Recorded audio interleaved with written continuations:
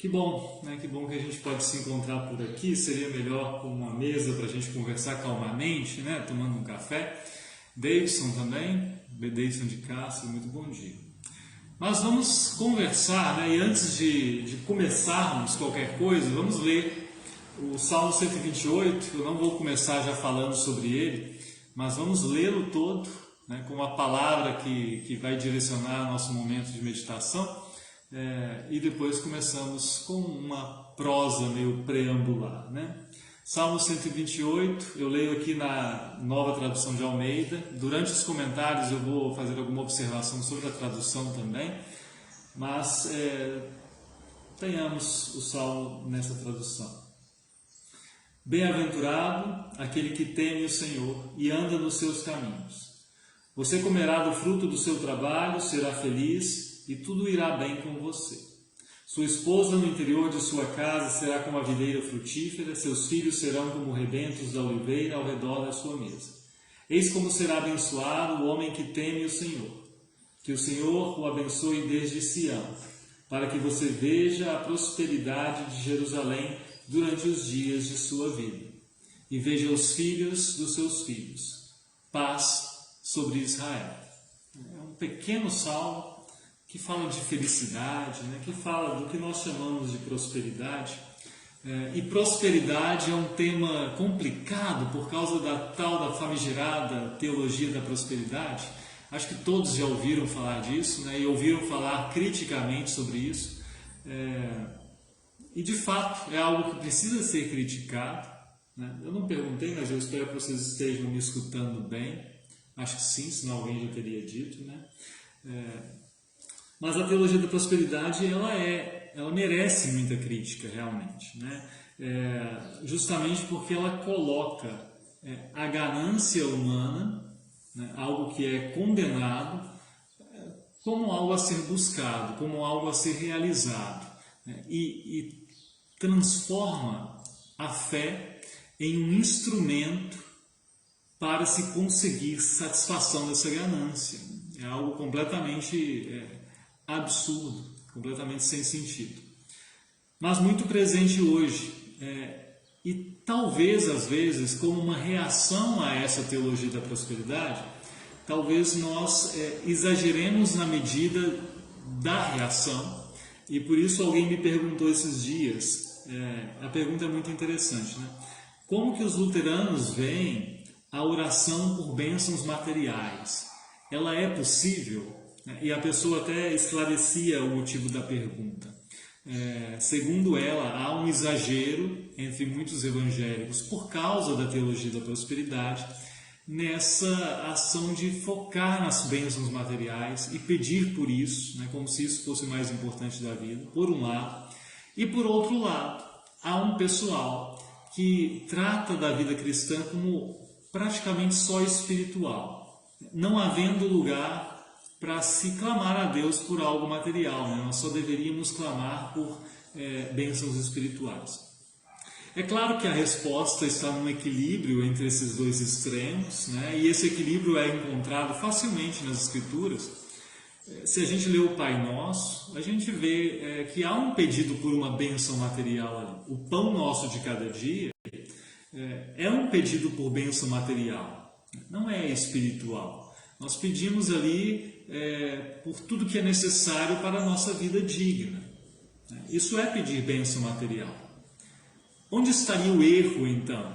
Onde estaria o erro em pedir bênçãos materiais? E para isso, quem nos ajuda, né, para que não percamos o equilíbrio, Tiago, por exemplo. Né, Tiago 4, ele vai dizer que as pessoas pedem e não recebem. Você se lembra disso, eu imagino? Porque as pessoas estão pedindo mal, né? E aí ele esclarece o que é esse pedir mal, que faz com que as pessoas orem, mas não tenham o resultado da sua oração conforme gostariam, né? Eu leio aqui Tiago 4, eu vou ler do 1 ao 3, tá? De onde procedem as guerras e brigas que há entre vocês? De onde senão dos prazeres que estão em conflito dentro de vocês? Vocês cobiçam e nada têm, matam, se sentem inveja, mas nada podem obter. Vivem a lutar e a fazer guerra, nada têm porque não pedem. Pedem e não recebem, porque pedem mal. Aí ele explica o que é pedir mal, né? Pedem mal para esbanjarem em seus prazeres. Prazer aqui a gente tem essa mente nossa assim, formada, quase que automaticamente nós relacionamos prazer com prazer sexual. É claro que não é isso, né? Todo e qualquer tipo de prazer, mas isso me dá um direcionamento muito claro, né? Nós pedimos o pão de cada dia, o nosso próximo pão, o nosso sustento, aquilo que é necessário para a vida digna, mas nós não pedimos a Deus bênçãos materiais no sentido de pedir luxo, algo para esbanjar nos nossos prazeres. Eu entendo que é muito claro, né? Você precisa de transporte, por exemplo, né? Você precisa de um meio de transporte, você mora distante, e isso é necessário para a sua dignidade, dependendo de onde você vive. Então você pede por isso. Eu não vou dizer categoricamente assim, é errado pedir a Deus um carro. Dependendo do seu contexto, dependendo da sua situação, isso é algo necessário, isso faz parte do pão de cada dia. Mas eu vou dizer categoricamente que pedir a Deus uma Lamborghini é pedir para os seus próprios prazeres. Então eu estou dizendo assim claramente, pedir a Deus um iate é errado, né? É errado. Mas vamos dar um passo mais nessa nossa reflexão, porque isso tudo é só uma conversa preambular, né? Já foram-se 11 minutos, 10 minutos da nossa conversa, e eu quero ler com vocês novamente o Salmo 128, para a gente pensar sobre isso. O Salmo 128, que se não bem lido, ele pode ser usado por esse pessoal da teologia da prosperidade para fazer parecer que eles têm razão. Então, leiamos de novo o Salmo 128. Agora eu vou fazer aquela leitura assim, acompanhada, que funciona mais quando a gente está presencialmente, assim, né, para ter aquela conversa, para eu ver a reação de vocês. Mas eu quero ir versículo por versículo. Eu vou comentar alguma coisa da tradução também, e aí vamos conversando, né? Pega a sua Bíblia aí, Salmo 128, versículo 1, diz assim: Bem-aventurado aquele que teme o Senhor e anda nos seus caminhos. Aqui tem um pequeno detalhe, que a tradução faz uma economia que me parece desnecessária, né? O texto diz claramente que bem-aventurado é todo o que teme o Senhor e anda nos seus caminhos. Esse todo aí, ele me parece importante, né? Ele some na maioria absoluta das traduções, algumas poucas que têm assim, o cuidado de ser um pouquinho mais precisas, mas certamente o tradutor pensa assim, ele está dizendo que bem-aventurado é todo o que teme, é a mesma coisa que dizer bem-aventurado o que teme. Eu acho bom a gente ler o todo aqui, porque só assim a gente percebe que não se trata de algo exclusivo, não se trata de algo assim extraordinário. Toda pessoa que teme o Senhor, em geral, e que anda nos seus caminhos, é uma pessoa bem-aventurada. Alguém pode até pensar assim, mas o que é uma pessoa bem-aventurada então? Não deveria ser algo assim extraordinário a vida dessa pessoa? Não deveria ser uma vida de grandes feitos, de realizações notáveis? Não deveria ser uma pessoa religiosamente superior, que tivesse experiências espirituais marcantes? Então vamos continuar lendo, né? Diz assim: Você comerá do fruto do seu trabalho, será feliz. E aqui diz a tradução da Nova Almeida, né? E tudo irá bem com você. Curiosamente, enquanto no versículo 1 tinha esse todo ali, todo aquele que teme o Senhor, e ele não aparece na tradução, aqui no versículo 2 aparece na tradução tudo irá bem com você, sendo que no texto hebraico não tem esse tudo, né? É uma expressão muito mais resumida que diz assim, e bem para você. Aí você tem que tentar arranjar isso, né, de encaixar. Eles encaixaram usando um tudo irá bem com você, mas o tudo aqui não está no texto original, né? Mas a ideia né, esse bem-aventurado vai comer do fruto do trabalho e ele será feliz e haverá bem para ele. Vamos ler mais um pouco, né? Comer do fruto do trabalho é uma indicação. Sua esposa no interior de sua casa será como videira frutífera. Aqui um pequeno detalhe. Literalmente, não é a esposa no interior de sua casa que será como videira frutífera. É a sua esposa que será como as videiras que estão aos lados da sua casa. A imagem é um pouco diferente. Então, a esposa será como essa videira frutífera que tem aos lados da sua casa. A imagem aqui é interessante, né? É uma pessoa que tem uma casa, que tem uma planta frutífera na casa, ela come do seu trabalho. O que mais?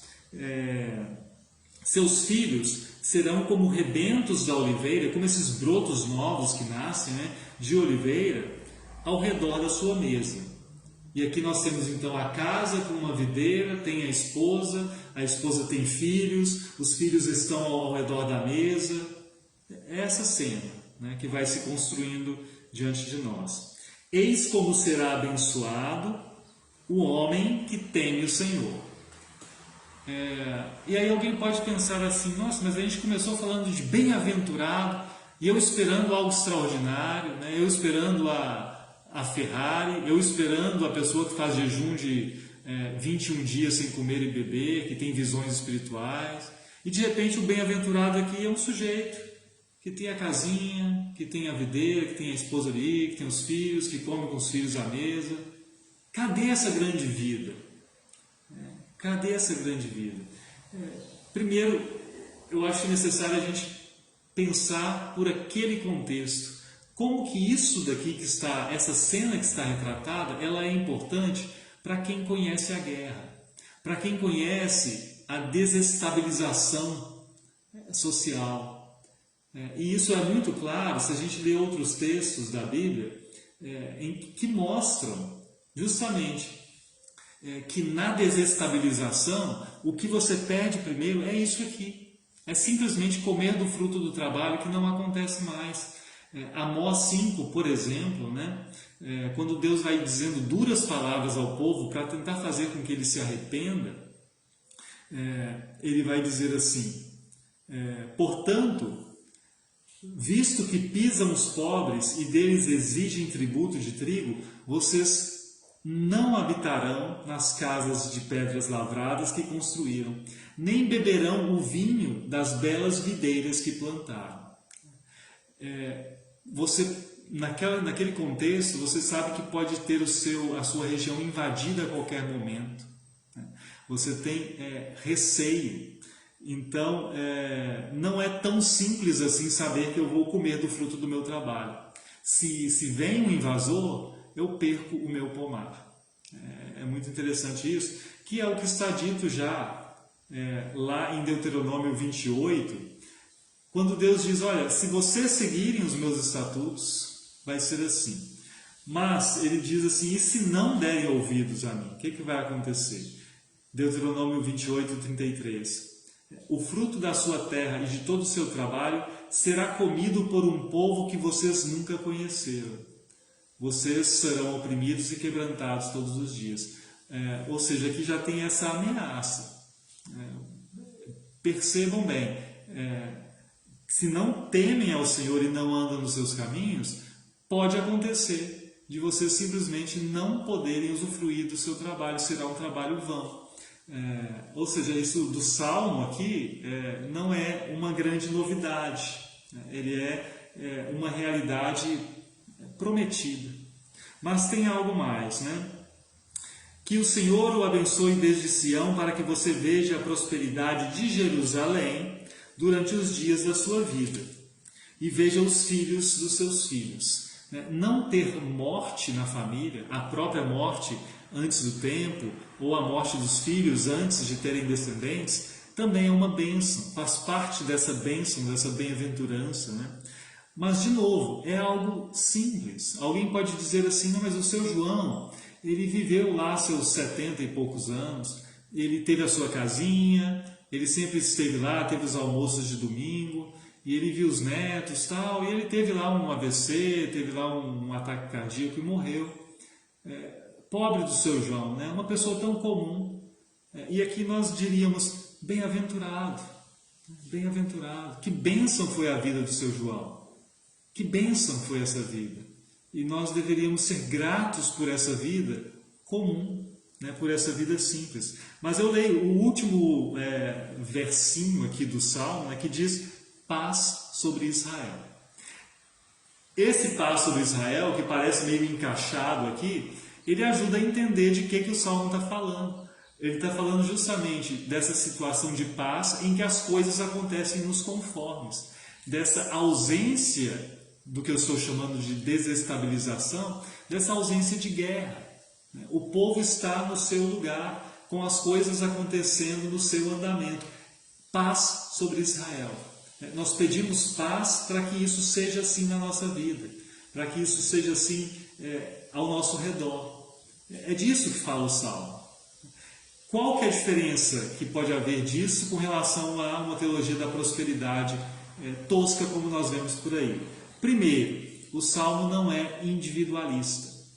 E a teologia da prosperidade ela é marcadamente individualista. É uma corrida pelo ganho próprio, né? Pelo ganho para si. E aqui a gente está falando de paz, a gente está falando de povo. Claro que fala das pessoas que constituem esse povo, porque são as pessoas que são tementes a Deus, são as pessoas que andam nos caminhos de Deus. E elas, em conjunto, fazendo isso, segundo a promessa de Deus aqui no Deuteronômio, elas teriam essa vida tranquila, né? Mas já percebe-se que não é um salmo para se usar, para se tirar esse versículo assim, de todo esse contexto, de toda essa realidade narrada, e dizer assim, eis como será o homem, como será abençoado o homem que teme ao Senhor. Está vendo? Se teme ao Senhor, você não terá problema algum. Não é verdade, porque isso não é uma verdade, uma afirmação absoluta. É uma afirmação do que é o normal nessa situação, né? Do que geralmente vai acontecer nessa situação e que o povo de Israel experimenta, porque ele sabe que sendo infiel a Deus, cometendo idolatria, ele sofre, né, como povo.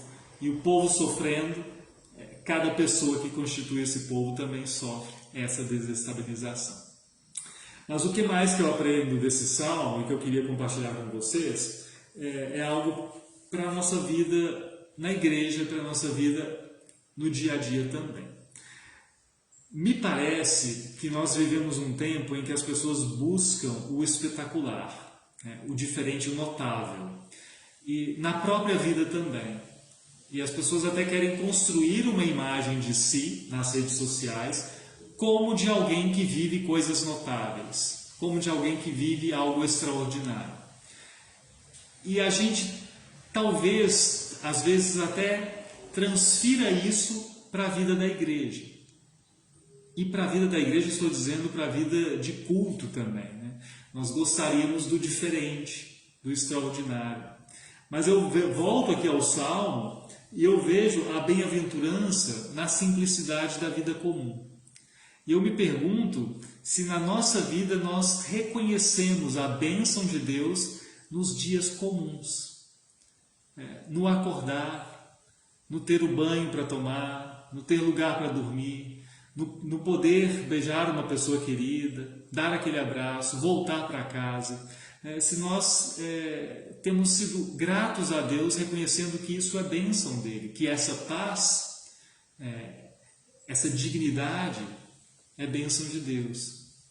E quanto à vida na igreja, eu me pergunto se nós temos reconhecido no culto simples, de ir ao culto, receber a palavra do perdão, poder louvar a Deus, poder agradecer, poder orar em conjunto com a congregação, né? Independente de se houve algo especialmente belo, esteticamente notável, e eu dizer assim, que bênção é isso, de poder participar disso, de poder ouvir essas palavras. Essa bênção na simplicidade do ordinário, eu acho que às vezes nós perdemos de vista. nós perdemos de vista enquanto vivemos esperando o extraordinário. E na verdade, eu acho que isso, o Salmo 128, bem pensado, ajuda a gente a perceber, essa paz da vida comum e da vida de igreja comum, que não tem o espetacular em si, mas ela não é natural, ela é providência de Deus. Assim como diz aqui, ter essa casinha com a videira, com a esposa, a mesa, filhos para comer, a mesa e poder ver o netinho nascer. Isso é bênção de Deus. Isso é bênção de Deus. A nossa vida hoje, de poder acordar nesse dia, de poder nos recuperarmos dos estragos de dias passados, de podermos receber o perdão de Deus na nossa reunião, de poder ver o irmão ali e tentar ajudá-lo. É algo tão simples. E alguém diz assim, ninguém vai se lembrar de nós. Daqui a 50 anos, ninguém vai se lembrar desses cultos aqui, não vai ter um livro escrito sobre essa reunião, não vai ter ninguém interessado em saber. Não tem problema. Não é para isso que nós estamos aqui. E reconhecemos a bênção de Deus de vivermos esses dias comuns, essa vida de igreja comum, na simplicidade que ela tem. Sem esse desespero pelo extraordinário, pelo espetacular, nós não precisamos disso. Nós não precisamos disso. Essa vontade de alcançar o sublime, nós chegamos àquele culto com aquela qualidade disso e daquilo. Nós não precisamos disso. Sabe por quê também? Porque o verdadeiro sublime, o verdadeiro Altíssimo, se fez pequeno em favor de nós. Ele se encarnou para nos encontrar na simplicidade da vida humana. E por isso nós não precisamos nos elevarmos assim para alcançarmos alguma coisa, não. É na vida comum mesmo. É na vida comum, de nomes que não terão louvor por aí algum, que não serão lembrados daqui a muitos anos. O nome que tem que ser lembrado é o nome de Jesus. E isso, na nossa vida simples de testemunho, isso vai acontecendo, isso faz com que continue acontecendo. Eu acho que é essa a mensagem, acho que é essa mensagem que me ocorre a partir desse incômodo com uma teologia da prosperidade desvirtuada e a partir do Salmo 128. Finalizando, dizendo assim, eu acredito numa teologia da prosperidade, mas não naquela, mas numa nova teologia da prosperidade que reconheça, a partir dos olhos de Cristo, o que é verdadeira prosperidade.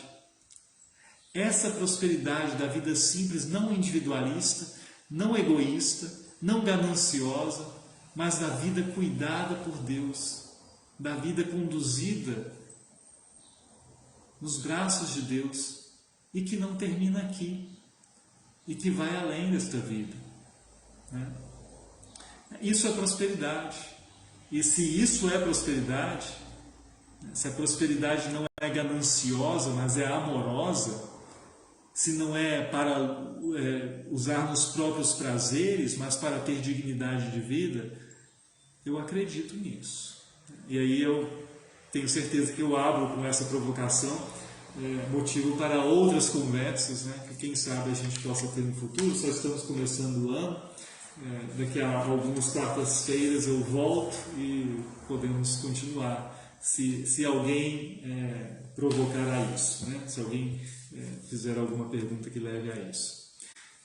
Muito bem, vamos orar, vamos falar com esse Deus que nos ouve e que nos atende, amenizando nossas dores, fortalecendo o nosso coração para os desafios e também com toda a vontade que Ele tem de nos dar a paz. A paz com Ele nós temos por meio de Cristo e Ele nos promete que nós viveremos uma vida de completa paz, sem lágrimas nos olhos, nunca mais.